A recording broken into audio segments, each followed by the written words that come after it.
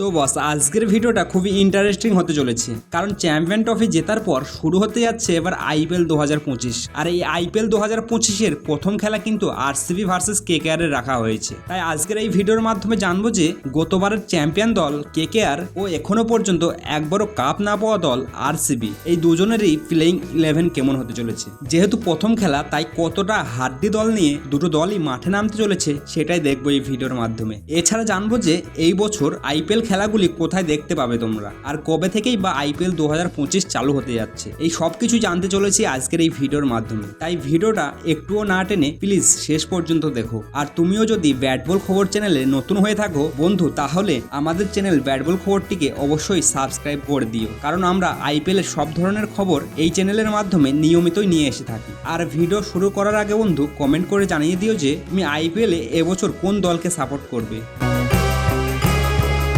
বন্ধু দীর্ঘ প্রতীক্ষার পর আইপিএল এর 18 নম্বর সিজন চালু হতে যাচ্ছে, আর এই সিজনের প্রথম খেলা 22শে মার্চ ইডেন গার্ডেন্সে রাখা হয়েছে। এবারের আইপিএল এর প্রথম খেলা কেকেআর ভার্সেস আরসিবি, আর এই চ্যাম্পিয়ন দল কেকেআর কে হারাতে আরসিবি মাঠে নামছে তাদের শক্তিশালী স্কোয়াড নিয়ে। এবারের অকশনে আরসিবি কিনেছে এক গাদা অলরাউন্ডার। হ্যাঁ বন্ধু, তাই আরসিবির ভক্তরা এবার আরসিবি যে ট্রফি পাবে সেটা নিয়ে স্বপ্ন দেখতে শুরু করেছে, কারণ প্রত্যেকবারের চেয়ে এবারের টিমটা যথেষ্ট ব্যালেন্স টিম করেছে আরসিবি। তাই কেকেআর এর সাথে লড়তে কেমন দল বানিয়েছে আরসিবি, চলো দেখে নিই।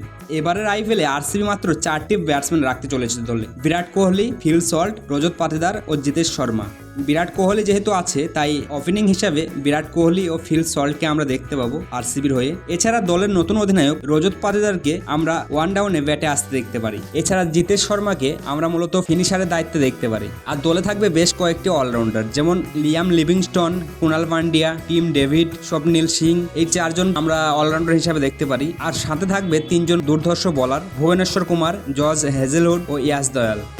আর এদিকে আরসিবিকে হারিয়ে ভূত করতে কেকেআর কিন্তু আরো শক্তিশালী দল নিয়ে মাঠে নামতে চলেছে। কেকেআর চাইবে যে এই বছর প্রথম ম্যাচটি না হারতে, যেহেতু চাইবে না কেকেআর যে তাদের প্রথম ম্যাচটি হেরে পয়েন্ট টেবিলে নিচে যেতে। তাই কেকেআরও বেশ হাড্ডি টিম নিয়ে এবার মাঠে নামতে চলেছে প্রথম খেলাটাই। কেকেআর দলে রাখতে চলেছে কেকেআর 3টি ব্যাটসম্যান, কুইন্টন ডিকক, রঘুবংশী ও দলের অধিনায়ক রাহানে। এই 3 জন প্রপার ব্যাটসম্যান থাকবে কলকাতা দলে। আর কেকেআর দলে কিন্তু অনেকগুলো অলরাউন্ডার থাকবে, যেমন সুনীল নারায়ণ, রাসেল, রিঙ্কু সিং, ভেঙ্কটেশ্বর আইয়ার ও রামানদীপ সিং। আর কেকেআর এর বলার ডিপার্টমেন্টটা কিন্তু বেশ মজবুত বলা চলে। নোকিয়ার চোট সারিয়ে আসার পর কিন্তু কেকেআর এর বলার ডিপার্টমেন্টটা বেশ ভালোই মজবুত হয়ে গেছে। বলার ডিপার্টমেন্টে থাকবে বরুণ চক্রবর্তী, হার্ষিত রানা ও নোকিয়ার জন্য কথা হচ্ছিল যে নোকিয়ার চোটে ছিল, আসবে না, কিন্তু নোকিয়া অলরেডি পৌঁছে গেছে। নোকিয়া প্রথম খেলাটি খেলবে।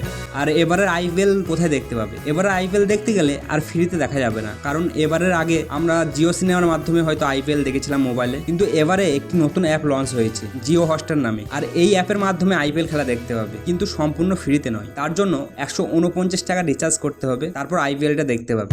তো বস, কেকেআর ও আরসিবি দলের মধ্যে কোন দলটি সবচেয়ে বেশি শক্তিশালী মনে হলো তোমার, এবং প্রথম ম্যাচটিতে এই দুটি দলের মধ্যে কোন দলটি জিতবে বলে মনে হচ্ছে, অবশ্যই কমেন্টে জানিয়ে দিও।